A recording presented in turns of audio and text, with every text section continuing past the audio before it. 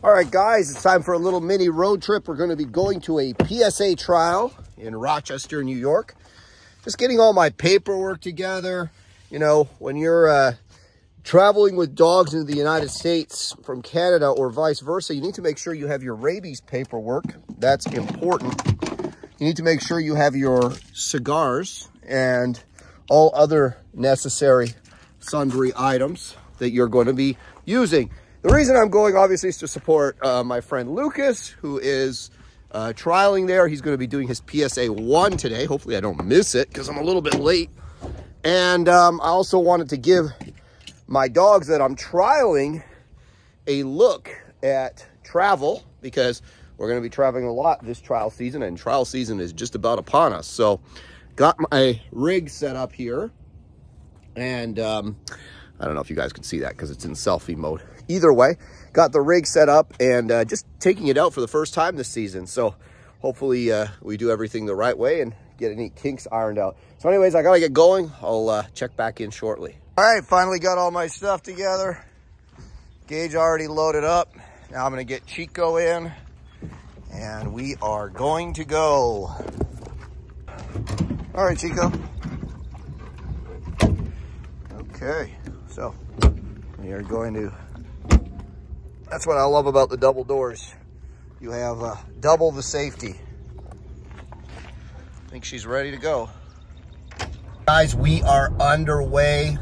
Everything seems to be working so far.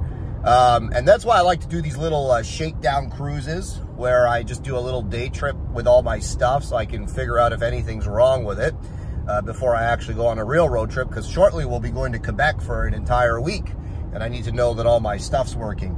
Anyways, Lucas has already passed his PDC yesterday. So today he's going to be trying for his PSA 1 with Hami, the first leg anyways. So it'll be interesting to see how they do.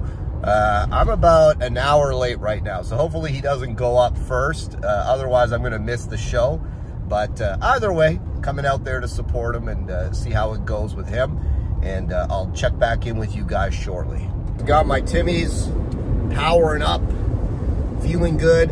A lot of you might be wondering why I'm bringing my dogs to trials they're not entered into. Well, here's a little thing. If you want to get your dog free of trial nerves, if you want to prepare your dog to actually trial, well, you need to take your dog to trials, and better trials that they're not entered in. You get all that stuff out of the way. You get the dogs used to being around tons of other dogs, tons of people, being in that trial environment. Get some obedience done off to the side, or go to a little place a little bit of a ways from the trial and do some obedience. So I'm trial prepping my dogs partially by going to this trial, by taking them on this little road trip and doing some training. So, all right, guys, just got here to the working trial. Got the rig parked over there.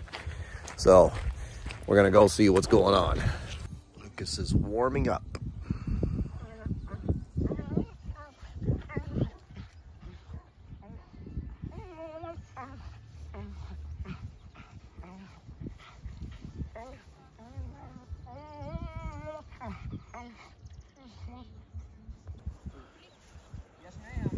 All right, guys, it is Lucas and Hami. Let's go.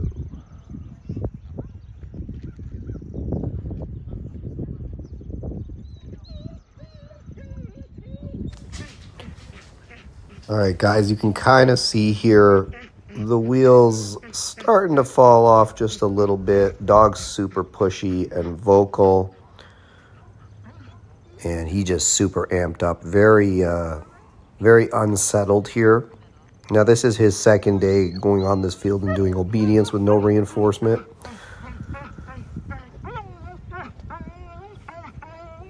You can see in the figure 8, like, the dog's just, he's there, but he's very hectic in his mind.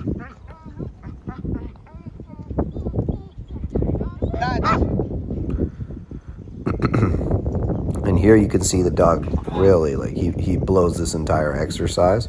Lucas stays calm. He does the right thing. He puts the dog back, but the dog just goes to rip the muzzle off, kind of forgets what he's doing. But now you see it's a different dog, right? Just Lucas resetting him. Now he's like, oh yeah, I'm supposed to be lying down. So it's not that he intentionally broke the down. It's that his mind was just so unsettled. So that's already a little piece of information now we have about him, about how he likes to start obedience. We kind of already knew it, being honest with you, but now we see how it'll affect him in the trial. And we know now that we have to really do something about this if we want the future to look bright.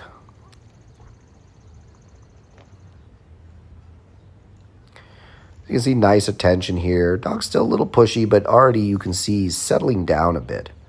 He's a little like, he's making the little vocal noises, but it's not so bad. Now, we knew he was vocal going into this a little bit, like not barking, but like, you know, whining and grumbling and so on and so forth. And we decided to leave it for this trial because we knew that we really reliably couldn't fix it before the trial. And, you know, there's something with trial prep. If you try to fix something you know isn't going to actually be fixed in trial, and you don't reliably fix it, it can actually destroy your entire trial. I'm not going to get more into that right now, but suffice to say, if you understand how dogs learn, think, and communicate, and you understand classical conditioning, you understand what I'm saying here. If not, just take my word for it. Anyways, you can see now the dog's starting to settle down. He's hitting a rhythm a little bit in the heeling. Lucas is hitting a good pace here.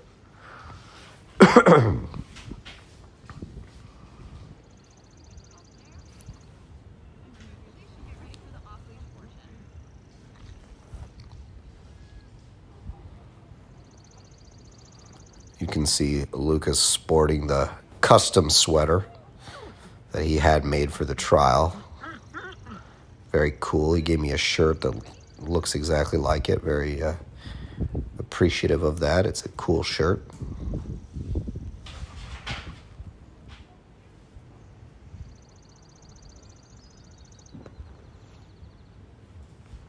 This is a PSA 1 obedience, in case you're wondering. So, after obedience, there will be protection. So you can see there a little creep. The dog initially went fast and then slowed right down before he hit that down. So this is something that will have to be fixed. And I already have some ideas for this.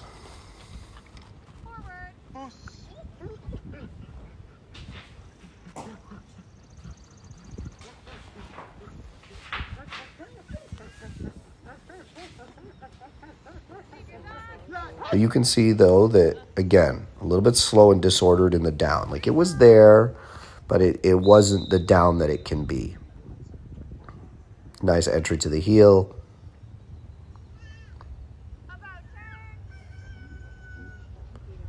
You can see the dog's rear end is a little bit slow in that pivot to the left. Tells you a little something about where he's at mentally. He's just getting a little loose. But...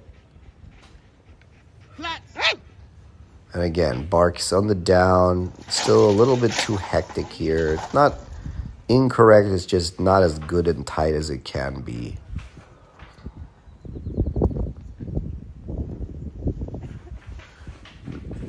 You know, one thing that really helps with this is that the dog really enjoys the obedience. If he didn't enjoy the obedience, he wouldn't be doing obedience right now. But he truly enjoys the obedience. He could be a little sloppy, a little bit loose, but he loves the obedience, right? And that's a really important part of the training, is to teach the dog to love it, so that when you have the inability, like you don't have any tools on the dog or whatever else, and you can't really like make him do it, and he figures out that you can't make him do it, but he loves it so much that he will still happily do it. He might not do it as perfectly as you would like him to do it, but he still loves it. And what you see here is a dog who really, really loves heeling, which is why it's so important to make the dogs love heeling, because heeling is the glue that holds everything together. It was one of those moments of I never did that before, which he hasn't. So now they're going to go and do the long down. Yep. The dog just got I'm going to skip ahead now. This dog is very excited, are my notes here, right? Very excited. We unravel a bit in the figure 8. All right, he leaves. So he leaves. He has to come back to him. He's trying to salvage some points. Was not ideal. The dog maintains a contact heel throughout. Shows very good positioning, very good attention. All right, both his on and off leash, I grade those as a solid A. All right, your stay in motions. I want you to watch your tape. You do give some help. Okay, a very slight pause. You know, and I'm nitpicking you. Okay, I'm nitpicking you. Some minor help. I'm at an 84.5, and we'll see you in protection. All right, guys, this is why I go to trials. You can't duplicate this in training unless you have a huge training group. And even still, the dog gets used to that location. You want to get your dog to different places like this, and then take your dog out, do a little OB, put them away, take them out for a potty break. Just get them comfortable, right? All right, guys, the trial's going very difficult, as you can see. Look at life right now. Look at that. Rocking. I got the more old-fashioned granny rocker here. I don't have shocks on mine. You don't need them, though. How do you feel? Good. Glad we passed, but, you know, areas of improvement always. Yeah, that's the whole point of trialing. That's what I was saying to Lucas is sometimes you think you're as ready can be, and you go out there and the dog pisses away an exercise, and that's why there's trialing and there's training. Yeah, fix it on Monday. And the smart trainers always look at their trial footage and then say, oh, what do I need to do to optimize my dog on the next trial? Not just in terms of training, but in terms of trial prep. So I think we already picked up some information about Mr. Hami. I think we got some notes for him now.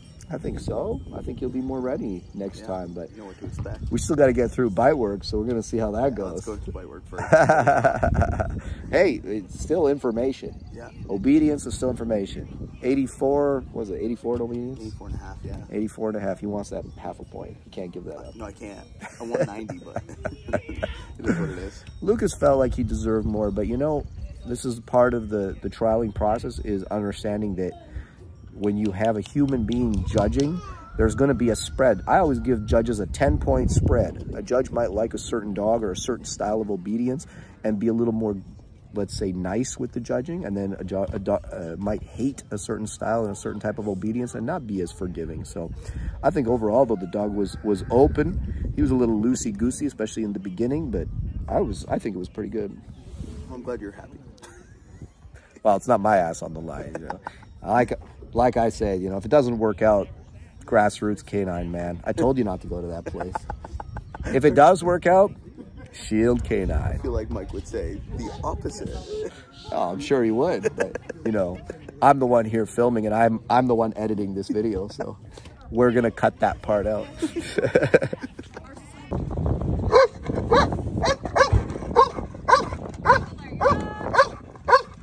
Hey, your wife said that she can take this dog and walk better than you can. Do you want me to talk to her? She'll give you some lessons about working him?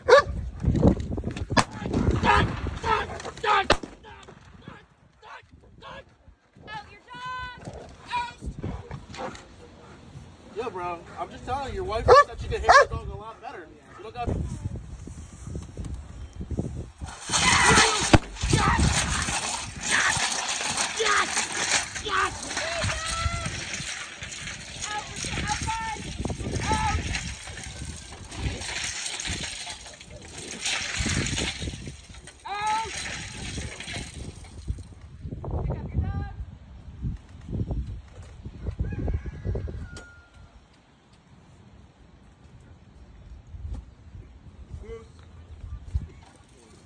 And you're going to head towards the pylon by the chair.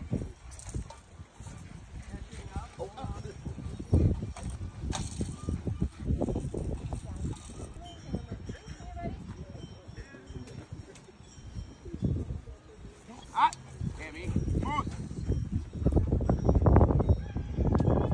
When the decoy starts the action, send your dog.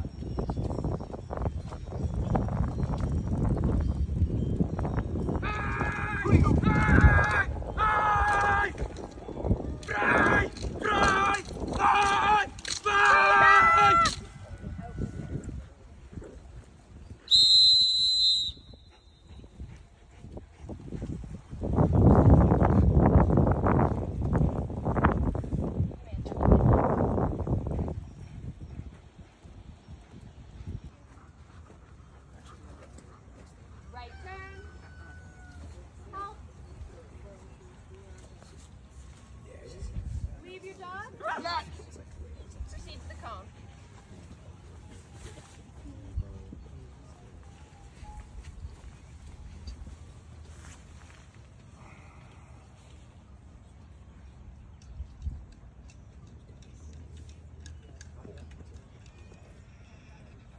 Recall.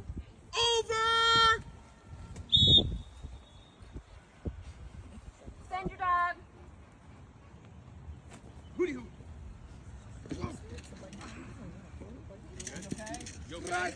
Right.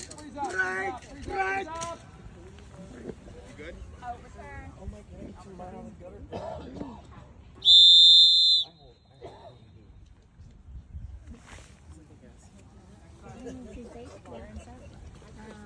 We will, of course, sub him out.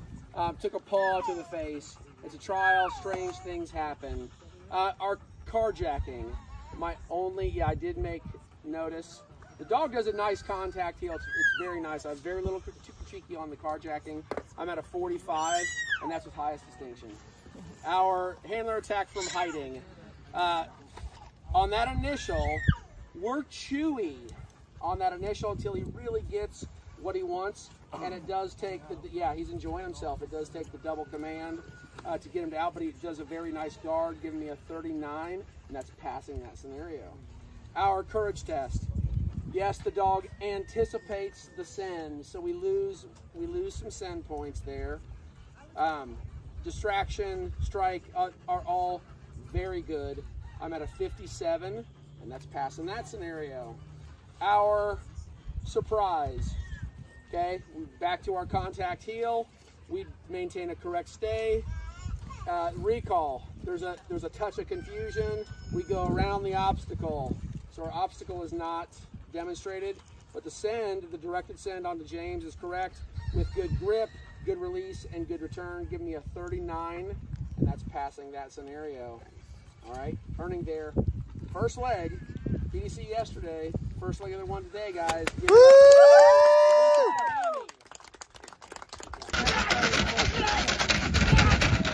Other side.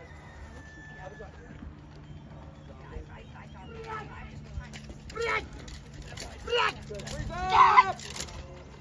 One over here.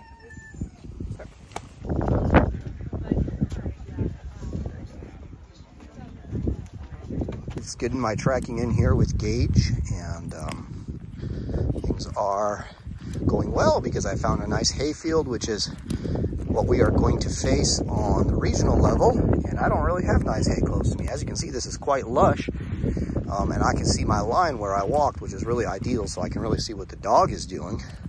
We got the PSA trial over there, and the gentleman, Matt, that owns the property kindly allowed me to track my dog here, which is always appreciated. So here we are. Nice. He's having a little trouble with the thickness of the grass. We haven't really had a lot of this type of grass in a long time in our tracking for obvious reasons. So very happy with how it's going. Very happy with how my buddy Lucas did. The first leg of his PSA 1, first time out, gets his PDC. This is his first PSA trial with a dog that he's had, I think, less than a year now. And he has his PDC and his first leg of his PSA 1. So very, very happy for him. He did really well. And I'm gonna finish my track here. I've even dropped the line so I can film this video properly. Let me make sure my dog makes this corner here. Very nice corner.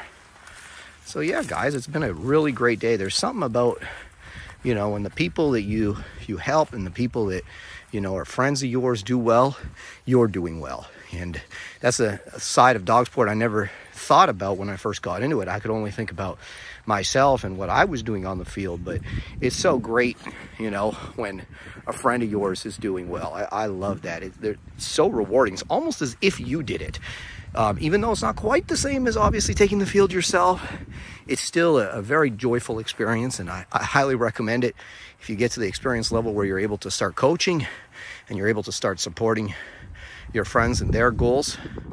Really, really very desirable thing to do, and I really derive a lot of joy and pleasure from it. All right, guys, back in Canada. As you can see, I'm here at Niagara Falls. It's always a pain in the butt getting through Canadian customs. I don't know why they're more difficult than US customs, but I live here, so they have to let me in one way or the other. Anyways, I hope you guys enjoyed the video, and I'll see you on the next one.